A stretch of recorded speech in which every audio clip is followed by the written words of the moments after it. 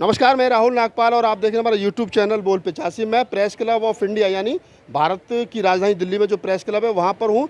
हमारे पीछे भीम आर्मी भारत एकता मिशन की पीसी चल रही है और चंद्रशेखर रावण पर जो फायरिंग हुई है उसको लेकर के कहीं ना कहीं उनको सुरक्षा को लेकर के सवाल खड़े किए जा रहे हैं और कहा जा रहा है कि उनको जेड सिक्योरिटी की सुरक्षा जो वो दी जाए। कुछ भीम आर्मी कार्यकर्ता हमारे साथ मौजूद है, बातचीत कर लेते हैं। क्या नाम है आपका? मेरा नाम दिनेश कुमार है। दिनेश कुमार जी, किस बात को लेकर के आप लोग इकट्ठा हो रहे हैं? हम मुझे इकट्ठा हुए यहाँ पर ये चंद्रशेखर भाई पर जो हमला हुआ था, जानलेवा हमला था, उसके जो सिक्योरिटी के पर्पज से इकट्ठा हुए यहाँ पर। और अगर भारत सरकार सिक्योरिटी नहीं देती है, यूपी गवर्नमेंट आपको सुरक्षा या कोई भी राज्य सरकार आपको सिक्योरिटी नहीं देती है तो क्या करोगे आप लोग? नहीं करना क्या है वो तो हम तो संविधान के अनुसार लड़ेंगे। 21 तारीख को हमने जंतर मंतर पे ऐलान किया है सबको इकट्ठा होने का। पूरे कार्यकर्ता भीम आर्मी और समाज पार्टी वहाँ पे इकट्ठा होंगे और सरकार से मांग रखेंगे कि जेड प्लस सिक्योरिटी दी जाए, क्योंकि देश में बाबाओं को और जब अन्य तरीके से पाखंडी उनको सिक्योरिटी मिलती है, जो एक्टर हैं उन्हें सिक्योरिटी मिली हुई है, जबकि जो एक राष्ट्रीय नेता हैं, राष्ट्रीय सचिव हैं, पूरे बहुजन समाज के नेता हैं, उनको सिक्योरिटी नहीं दी जाती। तो कहीं ना कहीं ये जो मतलब ये बड़ी बात है। ये कह रहे हैं कि जब यहाँ बाबाओं को और बहुत सारे अभिनेत्रियों को, कंगना रनौत को हम यहाँ नाम लेकर उसको कोट कर सकते हैं, उनको जेड सिक्योरिटी मिल सकती है तो फिर चंद्रशेखर रावण को क्यों नहीं मिल सकती है? ये बड़ा सवाल है। लेकिन ये कह रहे हैं कि संवैधानिक तरीके से हम आंदोलन करेंगे। 21 तारीख कौन सी 21 तारीख आपने चूज की है? 21 जुलाई को आपको आंदोलन करना पड़ रहा है चंद्रशेखर रावण के लिए, सिक्योरिटी मांगने के लिए। अगर करना पड़ेगा, भाई का जो आदेश होगा वो अमल करेंगे उस पर। आदेश पे अमल करना अच्छी बात है, नेता की बात मानना अच्छी बात है, लेकिन खुद का विवेक क्या कहता है कि क्या आंदोलन ही आखिरी रास्ता है? नहीं, अगर देखिए अभी तक हमने ज्ञापन दिए हैं, अगर उस पर सरकार अमल नहीं करती है, सिक्योरिटी नहीं देती है, तो फिर आगे का जो भी राष्ट्रीय कोर कमेटी के नेता होंगे, हमारे आदर्श जो नेता होंगे, उनका भी अमल करेंगे। राष्ट्रीय कोर कमेटी के नेताओं का जो आदेश होगा उस पर अमल करेंगे। लेकिन सवाल फिर वही खड़ा होता है कि आखिरकार चंद्रशेखर रावण को सिक्योरिटी क्यों मिले? क्या एमपी हैं, एमएलए हैं, निगम पार्षद है, कौन है, किसी संवैधानिक पद पर है, नहीं कोई देश के लिए बड़ा काम किया, नहीं तो फिर सिक्योरिटी क्यों? सवाल वही आता है, क्यों सिक्योरिटी? ऐसा कौन सा काम कर दिया चंद्रशेखर रावण ने जिसके लिए उनको सिक्योरिटी दी जाए? देखिए, वो समाज के एक है ना, हमारे समाज के लोगों के लिए आवाज़ उठाने वाले एक दलित पर्सन अगर देखा जाए रोड पे उतर के अगर काम कर रहे हैं तो चंद्रशेखर आज़ाद हैं। उनके अलावा मेरे हिसाब से तो कोई अभी काम कर नहीं रहा। और अगर उनके ऊपर, इतने बड़ी शख्सियत के ऊपर भी अगर गोली चल रही है तो हमारे लोगों का क्या होगा? हमारे लोगों के साथ तो वैसे भी अत्याचार है। जो हमारे लोगों पे अत्याचार हो रहे हैं, अब हमारी चीज़ें की आवाज़ उठाने वाला है, जो युवाओं को इतना इकट्ठा करा है, उन पे ही आज इतनी गोलियां चल गई है, तो ये शर्मनाक है। यूपी लोग कह रहे हैं चंद्रशेखर रावण ने खुद अपने ऊपर हमला करवाया है, देखिए सस्ती लोकप्रियता के लिए। देखिए, कहने के लिए तो दलित समाज के ऊपर आज तक इन्होंने क्या कहते हैं अत्याचार भी नहीं करा। हमारे लोगों पे झाड़ू भी नहीं बांधी इन्होंने, मंदिरों में घुसने से भी नहीं रोका इन्होंने। ये तो कहते हैं कि आओ, पर जब अगर आप ग्राउंड लेवल पे जाके देखेंगे तो आज भी हमारे लोगों के साथ अत्याचार है। और ये तो बहुत बड़ी चीज़ है चंद्रशेखर जिनके ऊपर गोलियां चल गई, इसलिए मैं उनके लिए खड़ा हूँ। जो चंद्रशेखर को राष्ट्रीय जो आप मांग कर रहे हो कि उनके लिए जेड सिक्योरिटी की सुरक्षा दी जाए, क्यों दी जाए? ना एमएलए है, ना एमपी है, ना निगम पार्षद है, ना कोई बड़े संवैधानिक पद पर हैं। जैसे आप है वैसे ही आम आदमी तो है, तो आम आदमी को जेड सिक्योरिटी कौन देता है? कौन सी सरकार देती है? कौन से देश में मिलती है? देखिए, आम आदमी तो, अगर एक आम आदमी की बात करी जाए तो एक आम आदमी तो मोदी भी है। नहीं, वो संवैधानिक पद पर है, देश का प्रधानमंत्री है, सांसद है। ठीक है, वो बात आपकी ठीक है, पर एक चीज देखिए ना, अगर दलितों की आवाज उठा रहा है तो वो एक चंद्रशेखर आजाद है। दलितों की तो बहुत सारे लोग आवाज उठा रहे हैं। चंद्रशेखर जैसे तो बहुत सारे लोग हैं। कहाँ उठा रहे हैं?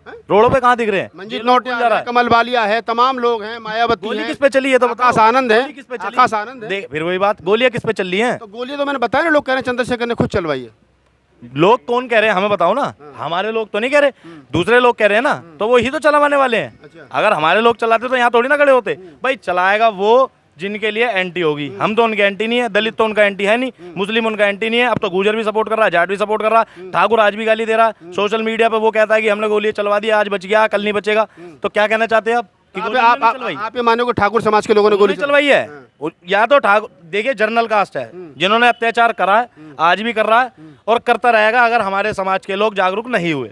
और ये आप नहीं कह सकते कि उन्होंने नहीं चलवाई गोली। चलवाने वाले वही हैं गोली, और कोई नहीं है चलवाने वाला गोली। अच्छा चलिए, ये कह रहे चलवाने वाले वही लोग हैं। क्या नाम है आपका? मेरा नाम वीर सिंह है सर। वीर सिंह जी, थोड़ा सा बताइए, जो पुलिस की कार्रवाई अब तक हुई है, या आप उससे संतुष्ट नहीं है? जो आंदोलन के लिए आपने कॉल कर दी कि किस तारीख को आंदोलन करेंगे? पुलिस बिल्कुल लिपापोती कर रही है। मैंने भी 40 साल पुलिस में कलम घिसाई है, लॉ को अच्छी तरीके से जानता हूँ।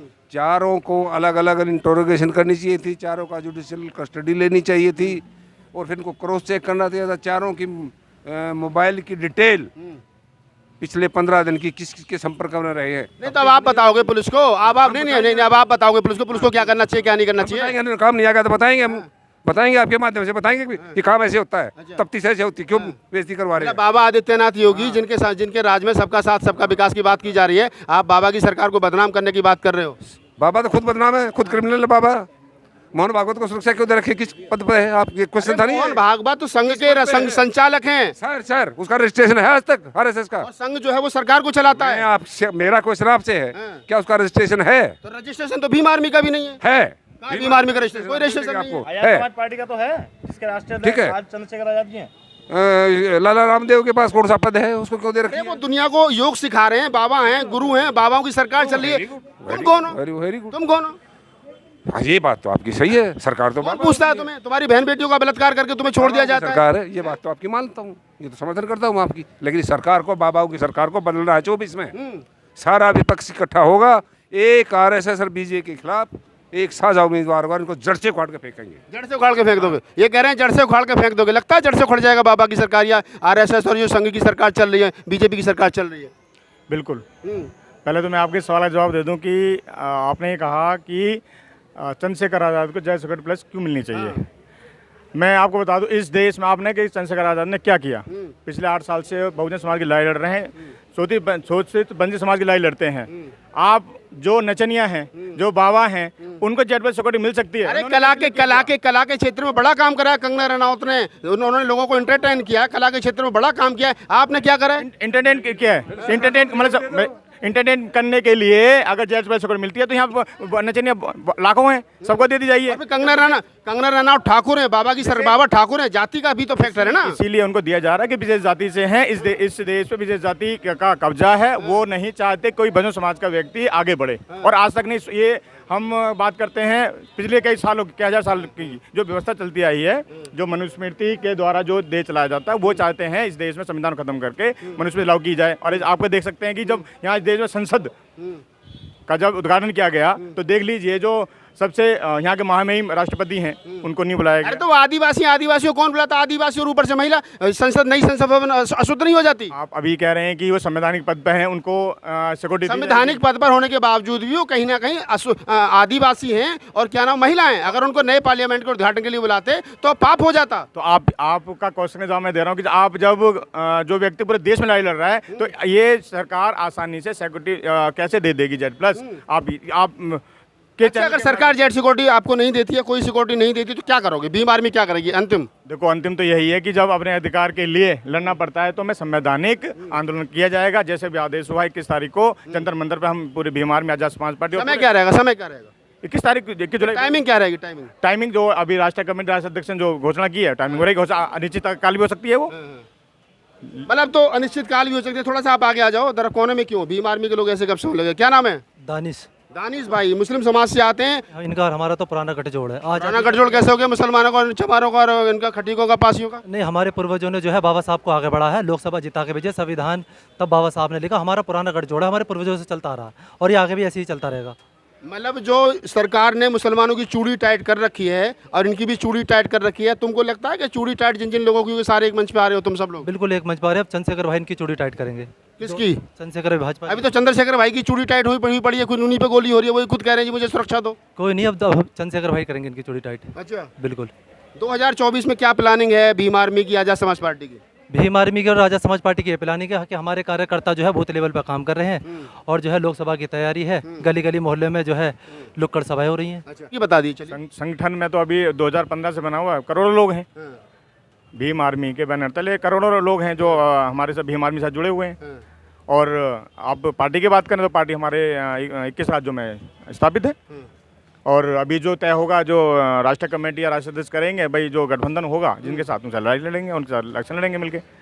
चलिए, तो ये भीम आर्मी के वो लोग थे जिन्होंने आज यहाँ पीछे प्रेस कॉन्फ्रेंस चल रही है, लाइट नहीं है, उमस बहुत ज़्यादा है, बाहर बारिश हो रही है, मैं बारिश में खड़े होकर के एंकरिंग कर रहा हूँ, ये लोग भी मेरे साथ हैं। और बात करने का उद्देश्य सिर्फ इतना ही था। प्रेस वार्ता में विनय रतन जो भीम आर्मी के राष्ट्रीय अध्यक्ष हैं और आजाद समाज पार्टी के नेता सुनील चित्तौड़, रविंद्र भाटी और कई साथी हैं जो पीसी में बैठे हैं। लेकिन मैं एक बात आपको यहाँ बताता चलूँ, लोगों में गुस्सा है, देश भर में गुस्सा है, और इस वीडियो को बनाने का उद्देश्य सिर्फ इतना ही था ताकि इस देश के अंदर जो मनुवादी ताकतें जमहूरियत पर रूल कर रही हैं उनको ये पता चल सके कि इस देश के अम्बेडकरवादी युवा जो हैं, चाहे वो बुजुर्ग है चाहे वो बच्चे, चाहे वो जिसने बाबा साहब डॉक्टर अम्बेडकर की मूवमेंट को समझ लिया है, वो बोलना जानता है, वो अपने संवैधानिक फंडामेंटल राइट जानता है, और वो झुकने के और कुछ सुनने के मूड में नहीं है। चंद्रशेखर रावण को जेड सिक्योरिटी सुरक्षा मिलेगी नहीं मिलेगी, बहुत सारी बातें भविष्य के गर्म में हैं, लेकिन भीम आर्मी ने बड़ा ऐलान कर दिया है, आजाद समाजवादी पार्टी ने बड़ा ऐलान कर दिया है कि वो 21 तारीख को जंतर मंतर पर चंद्रशेखर की सुरक्षा को लेकर के प्रोटेस्ट करने जा रहे हैं। ये बड़ी खबर है। अगर आपको हमारा वीडियो अच्छा लगा तो लाइक कीजिए, शेयर कीजिए, कमेंट कीजिए, नए हो तो मैं फॉलो कीजिए। धन्यवाद।